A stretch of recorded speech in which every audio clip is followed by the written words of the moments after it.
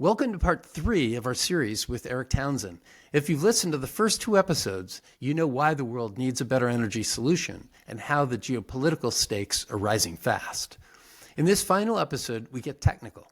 Erik walks us through the designs, fuels, and manufacturing breakthroughs that could allow us to mass produce next-generation reactors and power the planet with thorium. This is the blueprint for how to build a clean energy future, faster and more affordably than you might think.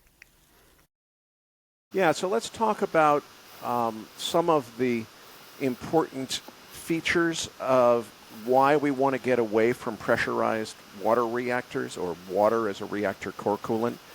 In general, the first problem with water is it doesn't hold enough heat. We can't make enough energy with it. But the next problem with water is it boils. And when it boils, you can get a core overpressurization, resulting in a loss of coolant accident. Normally, the covalent bonds bonding those oxygen and hydrogen atoms together are so strong that they can't be broken. But in the core of a nuclear reactor, it is possible to break those covalent bonds, to separate the water into separate pure hydrogen gas and pure oxygen gas, the combustible ingredients that were in the Hindenburg. So you can have lots of things go wrong with water as a coolant. An unpressurized coolant that doesn't operate under pressure means you don't have this problem of a core depressurization accident creating a great big splattered mess of radioactive nuclear waste all over the place. So unpressurized coolants are better. Liquid metal, which is sodium, or molten salt are the two big ones, really 3 big ones: sodium, molten salt, and gas, which is the gas is almost always helium gas. Those are the 3 big coolants that people are doing work with. I'm a big fan of molten salt as a coolant. Other people favor helium coolant as the best coolant.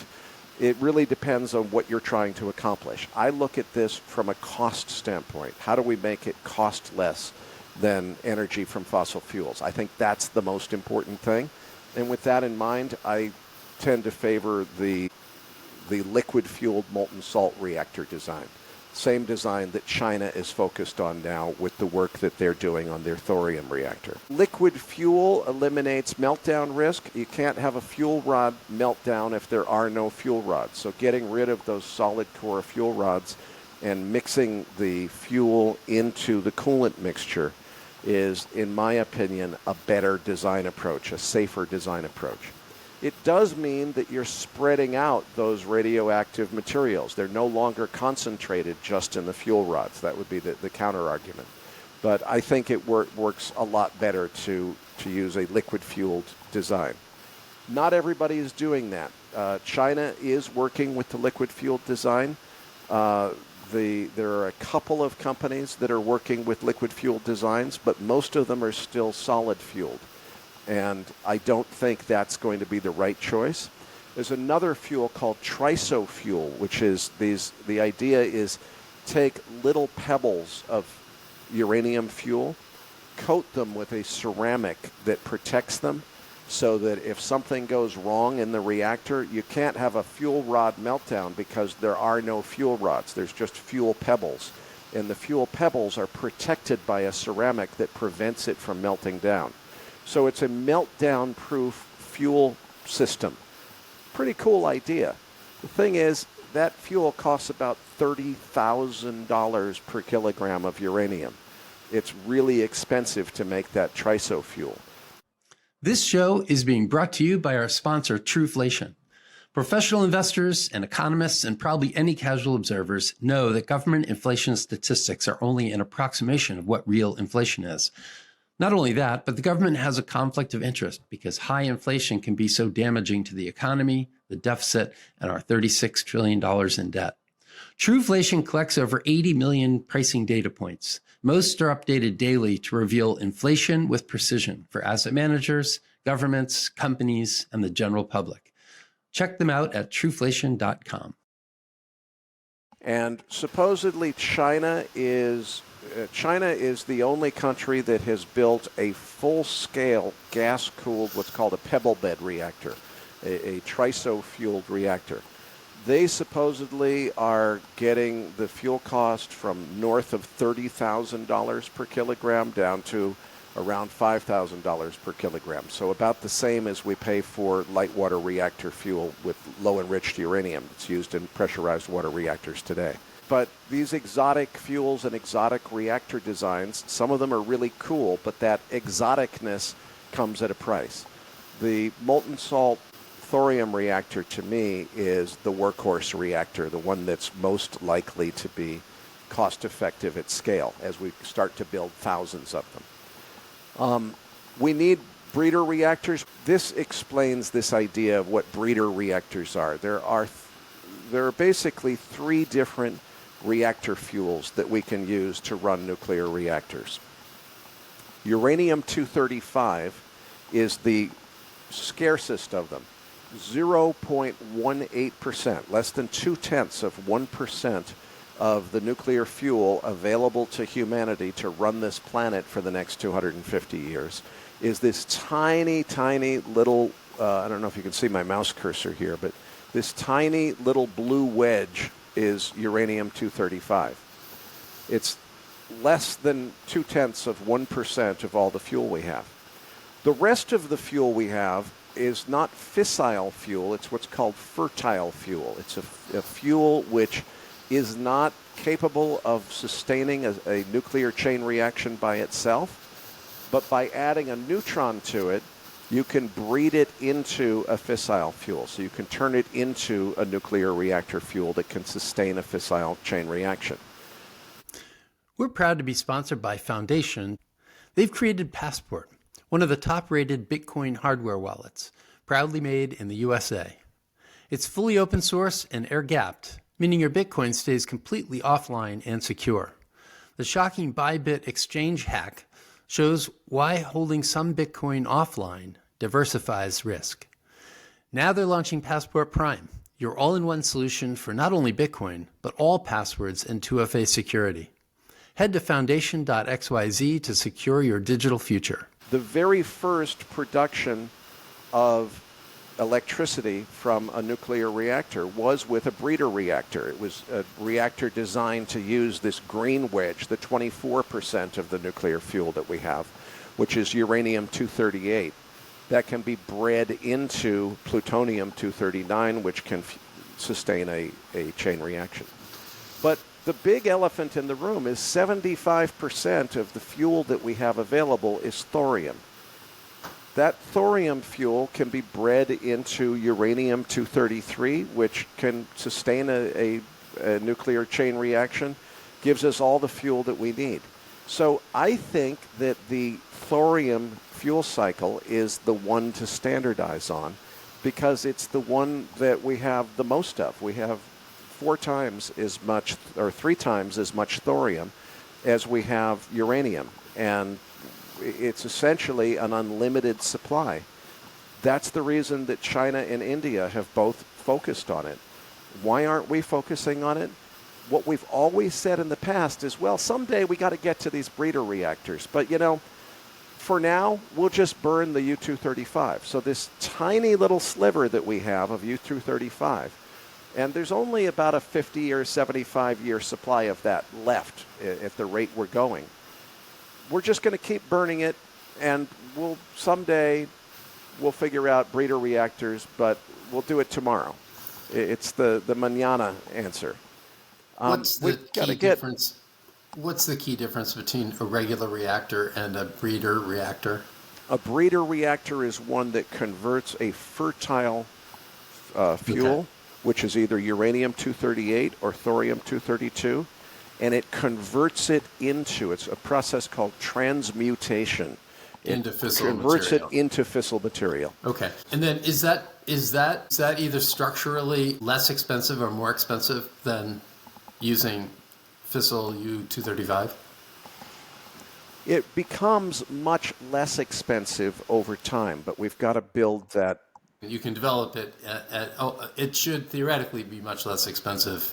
Yeah, I've got another slide here for this. There's 3 different fuels that can actually sustain a nuclear chain reaction. Those are called fissile isotopes. The first one is uranium-235. That's the only one that occurs in nature. Less than 1% of natural uranium is U-235. It's only 0.72%. So we have to enrich it from 0.72% to somewhere between 3 and 5% before we can even use it to make a sustainable chain reaction. So there's a huge expense associated with processing U-235. We've got to first get the uranium out of the ground, mine it, mill it, and then we have to convert it into a gas and turn it into low-enriched uranium. It really is those last couple of steps of conversion and enrichment that consume most of the fuel cost in making reactor fuel today. A pound of natural uranium sells for less than $100, whereas a pound of low-enriched uranium reactor fuel, that's the, after it's been enriched, now we're into about $3,000 or $4,000. So, it's a big increase. So we can make nuclear reactors, or we can make this process continue to work for as long as we can find more uranium. I predict that the nuclear renaissance that's already on, the big rush to build more old-school reactors, is going to put pressure on the global supply of uranium-235. Tripling nuclear by 2050 means building more light water reactors. They're not talking about advanced reactors when they talk about tripling nuclear. So as we triple nuclear by 2050, we're also going to triple our nuclear fuel consumption from 70,000 metric tons of natural uranium to at least triple that by 2050. I think that by itself is really going to tax the ability of planet Earth to deliver more uranium-235. Now, we still have lots and lots of plutonium, or lots and lots of uranium-238 and thorium-232, which are the source materials that we can make plutonium-239 and uranium-233 from. If you start with uranium-238, what you get is plutonium-239. So you go the source materials in the middle column there. The fissile isotope that you're producing is in the left-hand column. So the way you get plutonium-239 is by converting uranium-238. Well, the first and immediate reaction everybody has to that is, wait a minute, plutonium, isn't that the stuff they make the bombs from? Well, yeah, it is. You could think about, isn't carbon the stuff that we make gunpowder from? Well, nobody freaks out over that. Nuclear energy and nuclear weapons are such a scary topic that as soon as you mention the word plutonium, people start freaking out and getting very, very antsy. There are some reasons that uranium-233, which is made from thorium-232, are a little less scary in terms of weapons proliferation. But frankly, I think half of it is the name. I mean, it's true that there are weapons proliferation risks on both uranium to plutonium and thorium to uranium-233 production. But I think that the fact that it's plutonium and everybody just gets emotional about that word plutonium is a big part of this. In any event, you can make nuclear reactor fuel from uranium-238 by converting it into plutonium-239. When you do that, you end up with plutonium-239, which potentially is a weapons proliferation risk. The question is, what is the grade of that plutonium-239? How pure is it? And how much of it is plutonium-240 that's diluting it? I've got another slide coming up in that about a minute. But the point of this overall slide is there's only three choices for where we get these. We've only ever really built nuclear reactors that run on uranium-235. That's the 0.02% of the global supply. The other 99.98% of the global supply of fuel for nuclear reactors is fertile fuel. That's uranium-238 and thorium-232. Those are the fuels that we've never bothered to use because we sort of said, yeah, we ought to. It makes sense, but for now, we'll just use the 235. We'll use the uranium-235 because even though that's wasteful as hell, we can afford to waste it. You know, these nuclear reactors cost so much to build that the fuel cost is a tiny percentage of their overall cost. So we're not going to worry about the fact that we're being wasteful with the fuels, that we're not really thinking through a cost-efficient process. We got to get out of that mindset, Bob. We've got to get into nuclear energy has to cost less than fossil fuels. Just like we design airplanes to say, we've got to make it as light as possible. We've got to get the weight down. We've got to get the cost down. And that's both on the fuel side and the CapEx side in terms of how we produce these things. China and Russia are now building nuclear capability in plutonium-239 and uranium-233. Yes, and China is really focused on uranium-233, which comes from thorium. Because it's so plentiful. And it's because it's so plentiful and because China has so much of it, and also because China correctly recognized, hey, wait a minute, the best nuclear research that was ever done, the ripest, best-looking project for commercialization was the molten salt reactor experiment in the 1960s at Oak Ridge, and they just mothballed the thing. Why don't we, China, pick it up? And the guy even said, the Chinese guy who's in charge of the project, he said very matter-of-factly, the U.S. government mothballed this thing. They left it to be picked up by someone else. I guess we're the worthy ones who were smart enough to pick it up. And it's frustrating to me because on one hand, China's done nothing wrong here. They just took really brilliant thorium-fueled nuclear technology and said, let's commercialize it. It was the obvious thing to do in the 1970s. It was a smart idea then. It's still a smart idea now. Let's get on with it and do it. We're handling it. Yeah, sorry. We're handing it to them on a silver platter. We've basically said, look, we are too screwed up in the United States to allow any private sector company to go and actually, run with this stuff. We make it too expensive to approve it for anyone to even try. But we allow China to take our best research, which is all, declassified and given to them. Why don't we just declassify our nuclear weapons designs too and give those to China? I mean, why not? Are the U.S. companies also developing plutonium-239 as well as uranium-233? Yes, the guys that are doing fast sodium reactors, so that's your Oklos and Kairos and so forth. What they're working, well, it depends on which company, but what Oklo is doing is a fast sodium reactor which starts with high assay low enriched uranium, which is the 20% enriched uranium. It's actually 19.75% U-235. The rest of it is U-238. That reactor is designed to take the U-238, and unlike the light water reactors that just waste 99% of the U-238, the Oklo reactor is designed to transmute as much of it as possible into plutonium-239, which stays inside the reactor and then gets used in order to run the reactor. So they start with a uranium fuel mix, and a lot of the uranium gets converted into plutonium, and then they burn up that plutonium as the reactor operates. That allows it to be much more fuel efficient and also to produce less waste than conventional reactors.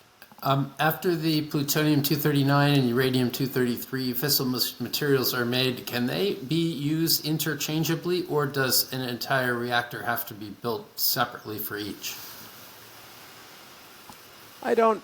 I think in practice, nuclear reactors are specialized enough that every design is specific to a particular fuel that it's going to use.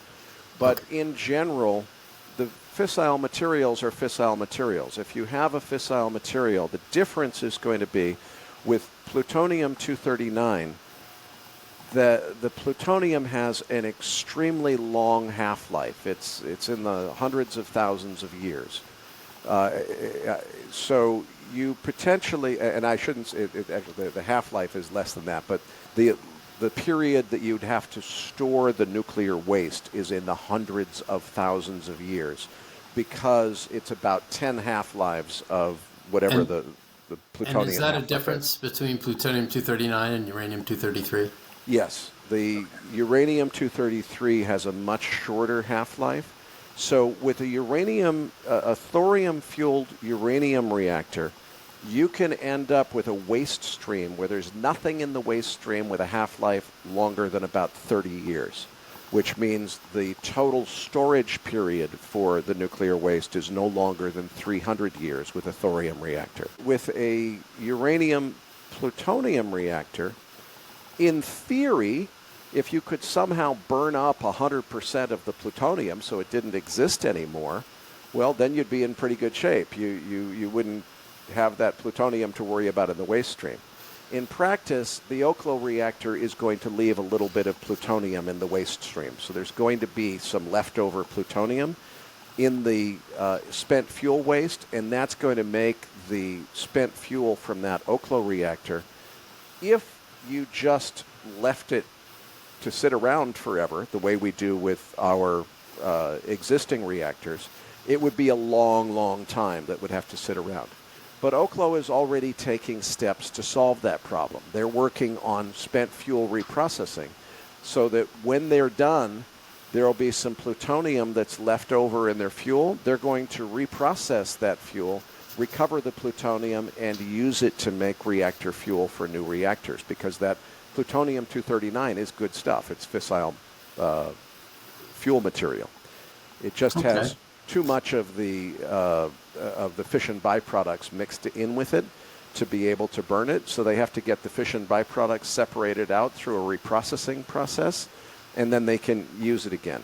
So there are different ways to deal with, the uranium-233 cycle only produces a very low half-life waste. So you don't have to worry about reprocessing it. Whereas the plutonium cycle, it makes good energy, but it creates waste that has to be reprocessed. And the reprocessing is just part of that whole procedure. I generally like the uranium-233 to thorium process better, because to my thinking, it's cleaner. It leaves us with waste that only stays radioactive for about 300 years. It's a much better solution. But I think it would be fair to say, therefore, it's superior to a sodium-uranium solution. The sodium-uranium solution is going to result in waste with a long half-life, which can be reprocessed and put to good use. So as long as you do that reprocessing and put it to good use, you're in business. So out of these different types of breeder reactors that can be manufactured, why is it that the thorium breeder reactor or molten salt breeder reactor is the one that would be the easiest to mass produce? Well, let's walk through the fuel cycle implications, and let's start, for sake of argument, with what a lot of people say, which is, wait a minute, why do we need all of these advanced new reactors? You know, we've had nuclear reactors for 75 years. These light water reactors have proven themselves to work. They're tested. They're a known quantity. Why break it? Why fix it if it ain't broke? So let's run through this and talk about the current demand for uranium on this planet is around 70,000 metric tons per year. If you look at and that's the purple that you see in the bottom, that's to run our existing reactor fleet. If you look at the reactors that are under construction and planned already, the ones that are already slated to be built, that adds it'll get us by 2040 or so up to 100,000 metric tons of natural uranium. So that's the blue on top of that. We've already got about 250,000 metric tons of spent nuclear fuel waste in storage. That's the high-level waste that everybody gets concerned about. Now, this is a policy problem, not a technology problem. We've known since the 1940s how to reprocess this stuff. But remember the story that I told you about India and the bomb in 1974, and everybody freaking out, thinking that India somehow repurposed spent nuclear fuel waste and made plutonium bombs from it. That's not true. That's not what happened. What they did is they repurposed a reactor for making plutonium, not from spent nuclear fuel waste, but from fresh uranium bundles. So it wasn't what people thought. But we've got this 250,000 metric tons, which most people today think is a really big problem. Just at the current rate of accumulation, we're going to continue to accumulate that to more than 500,000 metric tons by 2050. And that's just on the current operations, current demand. If we extend this, the big thing that's going on now is this triple nuclear pledge. We're going to build another 740 gigawatts of nuclear power plants, conventional old school light water reactor, Westinghouse-style nuclear power plants. Well, if we're going to triple nuclear, that's going to add a whole bunch more uranium demand, up to almost 250,000 metric tons of natural uranium by 2050. Can we even scale up? Is it possible to do that? Some people say no. I say yes. It'll be ambitious, but we can do it. If you're going to triple nuclear fuel, you're also going to triple nuclear waste. And that means we're going to be looking at 750,000 metric tons, 750,000 metric tons, or 3 times the amount of spent nuclear fuel waste that we have today. I think that by itself would cause a lot of people to just choke and say no. Until we solve this spent fuel waste problem, I don't want to hear about any more nuclear. I've had enough of nuclear. Now, it turns out the spent nuclear fuel waste is really not that big of a deal. It doesn't pose a risk to anybody. It's never killed anybody. It's not going to hurt anyone. Isn't it radioactive, and doesn't it cause harm? I thought it did. Well, it's radioactive. It doesn't cause any harm unless you climb inside of it or something.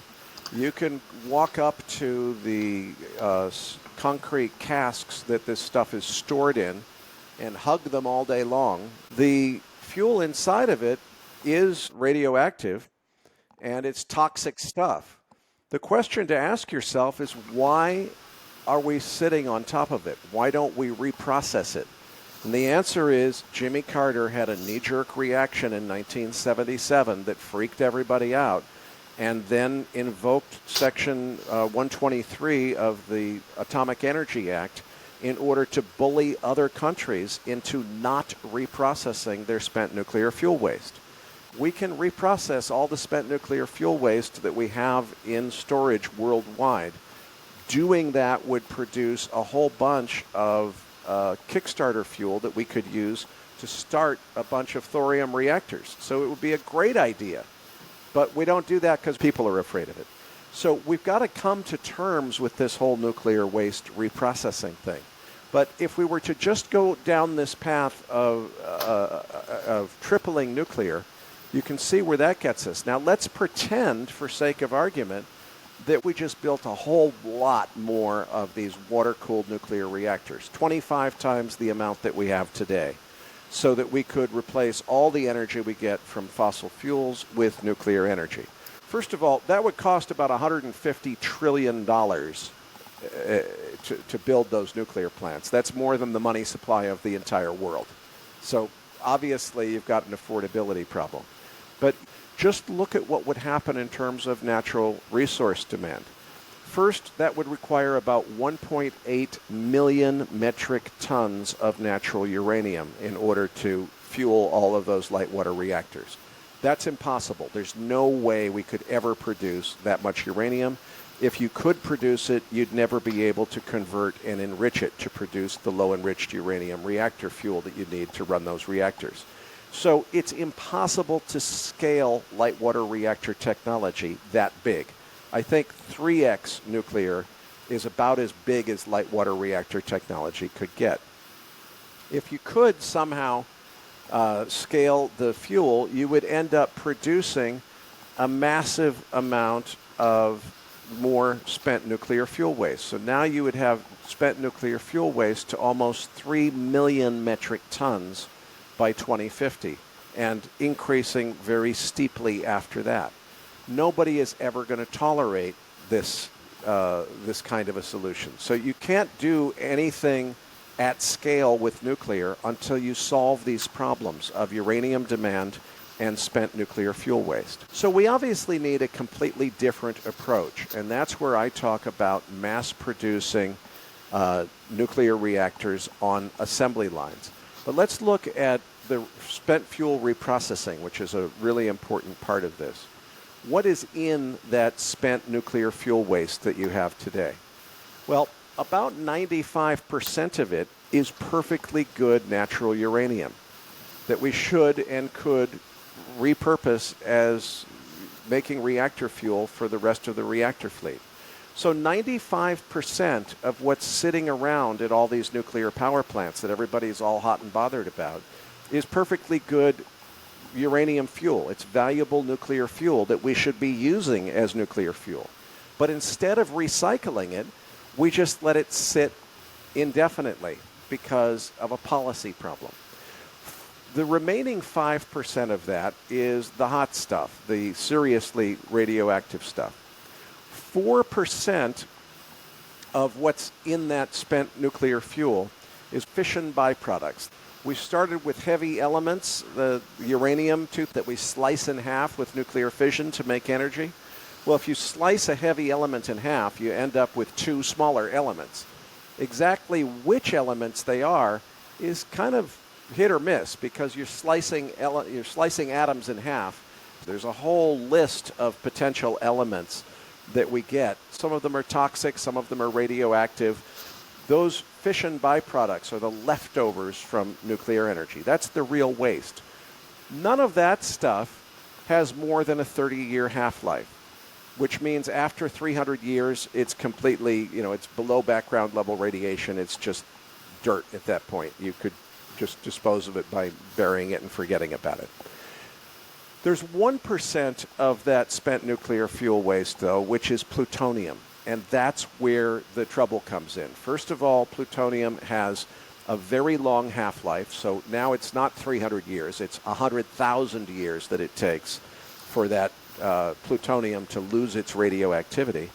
More importantly, there's a risk that somebody might get an idea about repurposing that plutonium to make weapons with someday.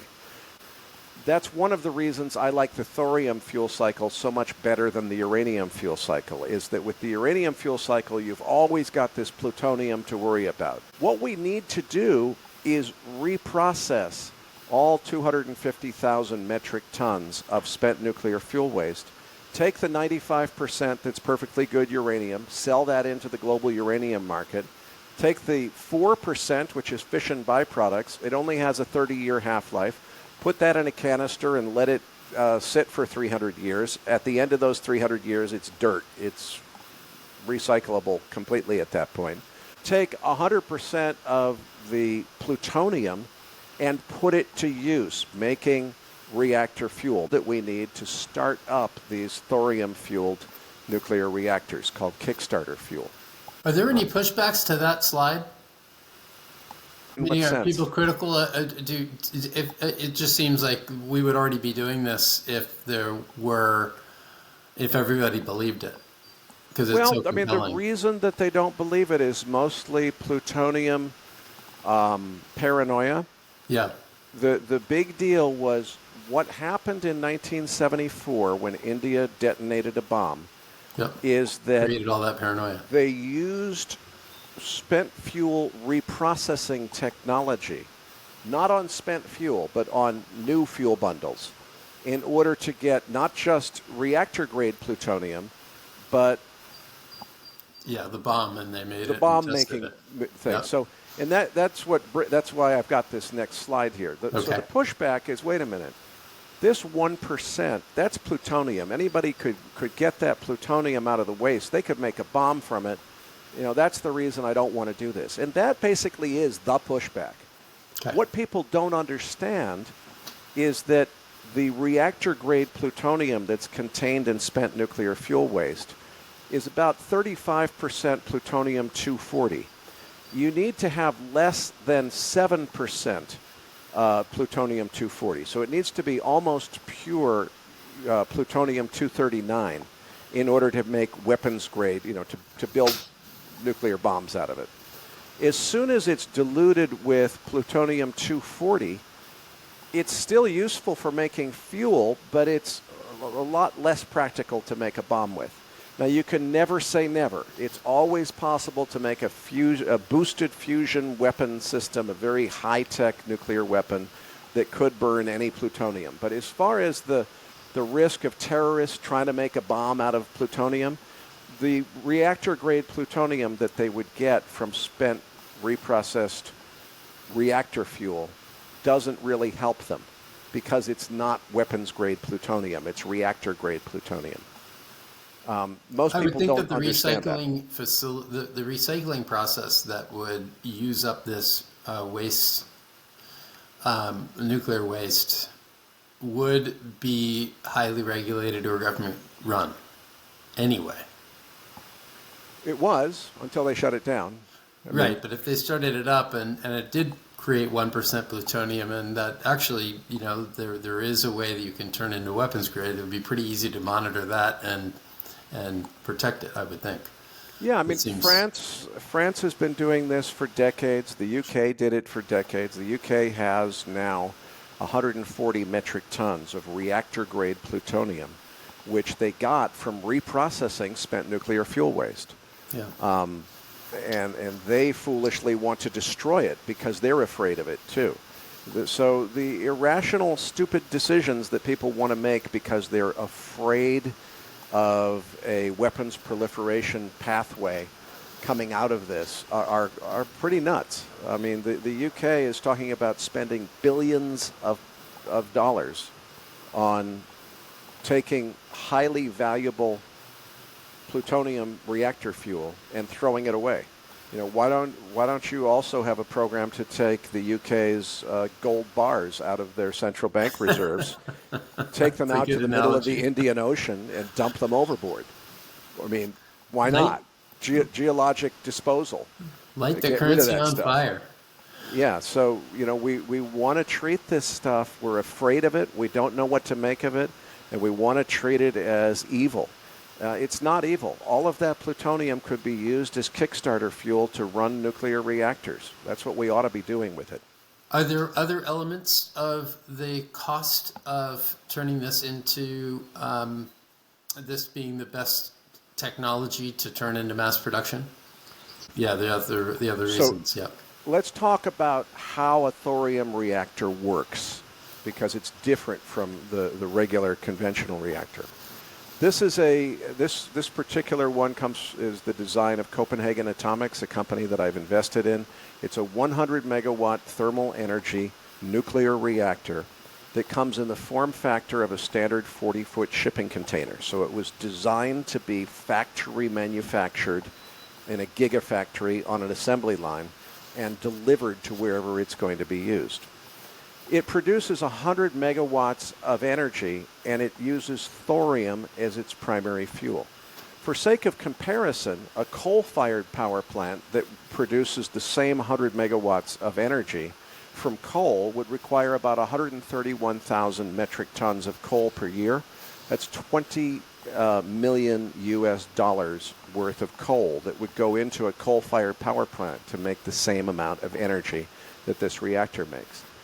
But this reactor will make it from 36 kilograms of thorium. Not 36,000 metric tons, not 36 metric tons, but 36 kilos of thorium. The amount of thorium that one guy my size could physically pick up and carry across the room at a cost of less than $2,000. So compared to a coal cost of $20 million of thermal coal that we need to make this same amount of energy, we can do it for $2,000 worth of thorium. It's an incredible, incredible cost savings. It is orders of magnitude more cost effective. The thing is, this thorium reactor can't just run on thorium alone. You need a little bit of uranium reactor fuel in order to get the nuclear fission chain reaction started. Once it's started, you can run indefinitely on thorium and thorium alone, but you've got to have a little bit of uranium to get the party started. That Kickstarter fuel can be regular low-enriched uranium reactor fuel, the same stuff that's used to fuel a Westinghouse reactor today, a typical pressurized water reactor, about 5% U-235 and the remaining 95% U-238. The Copenhagen reactor design also allows you instead to have the option to use recycled spent nuclear fuel waste. So plutonium, the same plutonium that the UK has 140 metric tons of, that they want to dispose of. They want to just get rid of it because they're scared of it. They don't know what to do with it. You could instead take that 140 metric tons and to give you, I'll just have to do a couple of numbers here. It only takes, you get about 5 reactors per ton. So 140 times 5. You could kickstart the first 700. Now remember, we've only got 400 and something nuclear reactors in existence worldwide today.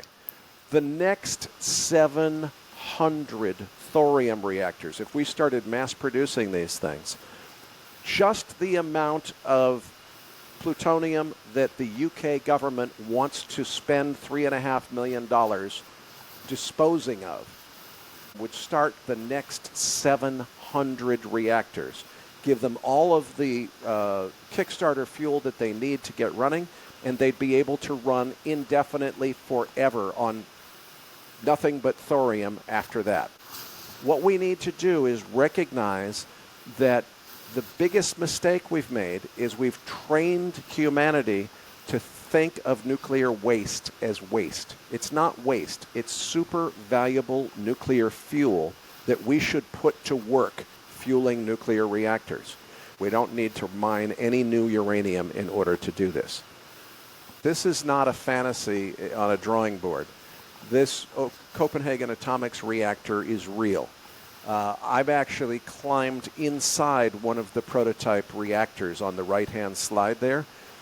What you see behind me is all of the circuitry and electronics for running the reactor, and what I'm standing looking at is the hot section of the reactor, which is actually circulating molten salt at 700 degrees through all of its plumbing.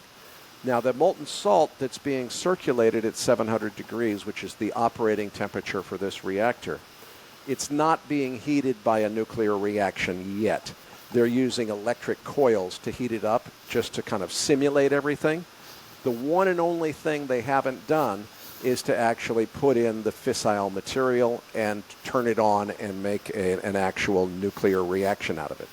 That's coming up next year. They've already got the facilities in Switzerland where they're going to do that criticality testing are already booked. So this is happening, but it's happening at a snail's pace, and tiny little companies like Copenhagen Atomics are struggling just to survive because they're, capital constrained, undoubtedly. Yeah, massively capital constrained. NuScale spent $600 million on NRC fees alone just to getting their pressurized water reactor certified. Now we're changing the fuel, we're changing the coolant, we're changing the moderator, we're changing everything. That's going to require much more from the NRC. It's going to cost much more to certify it. We need to have a nuclear program in the United States of America where we say, look, this is not about utilities that are just making a power plant here and there. This is about reestablishing American economic dominance. We need to do this in order to not let China beat us to this thorium energy revolution. And in order to do that, we need to stop charging tiny little companies like Copenhagen Atomics a fortune just to have the privilege of speaking to the NRC. And we need to say instead, no, it's the government's job to go through all of the design and certification and safety testing and so forth, and hand designs over the way they used to the commercial contractors and say, here it is, it's ready to build some of these things. When you say government, are you talking about the United States government, or is this a different government for this company? Well, I'm expressing my opinion that the U.S. government needs to get its act together. Now, Copenhagen Atomics being located in Europe is not really interfacing with the U.S. NRC. The certification of the Copenhagen reactor in the U.S. is just something they've assumed is out of their budget. And the it's same not thing for something the EU, they could right? even consider. Yeah.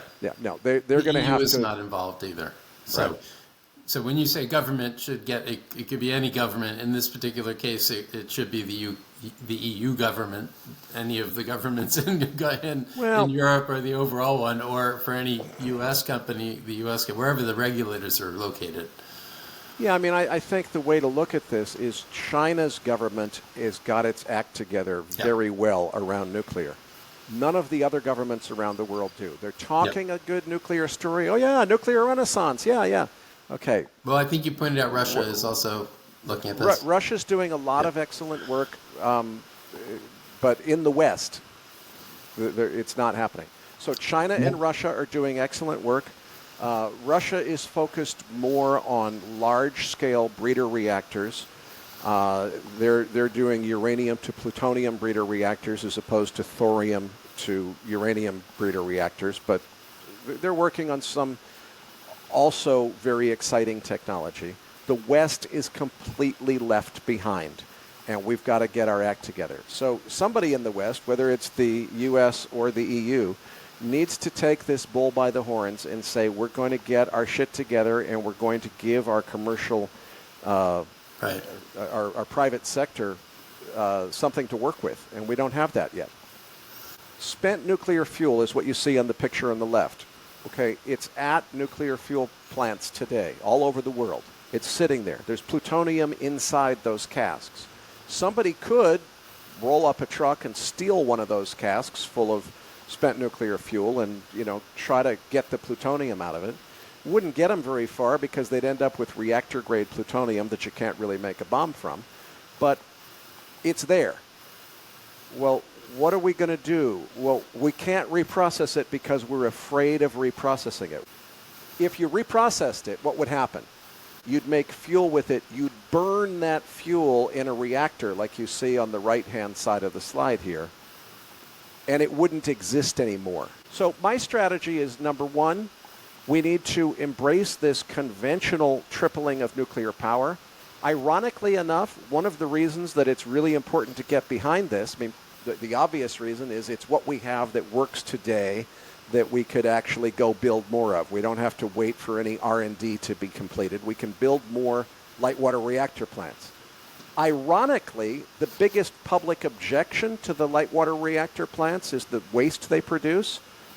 One of the reasons that I very much favor building more of them is we're going to need their waste eventually.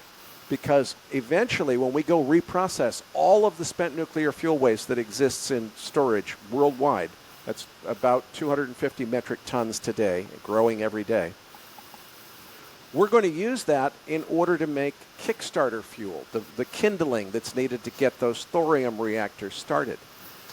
We're only going to have enough, if we talk about a 25x on nuclear, which is what I want to do next, we're only going to have enough spent nuclear fuel waste to make the kindling for about the first half of those 25x nuclear reactors. So the first 12x or so we'll get from spent nuclear fuel. After that, we're going to have to use low-enriched uranium as the Kickstarter fuel in order to start new thorium reactors. But eventually, we'll get to the point where we build these, we build out all these reactors. The Copenhagen design I'll use as an example. They have an objective unit cost of less than $10 million per 100 megawatt reactor. They want to spend less than $10 million per unit building those on an assembly line. And they're only talking about building one per day. I think we need to build one per hour. If you want to replace fossil fuels, you'd have to run an assembly line that produces one Copenhagen Atomic's waste burner reactor per hour, 24/7, 365 for 14.7 years in order to make enough reactors to replace all of the energy we get from fossil fuels. Well, that wraps up episode 3 of our series with Erik Townsend. We've now covered the vision, the geopolitical urgency, and the engineering roadmap for a nuclear-powered future. If you found this series valuable, be sure to subscribe to Exploring Prosperity and check out Erik's essays on Substack and mine as well. Thanks for listening, and stay tuned for more conversations that challenge pessimism and explore the complexity of progress.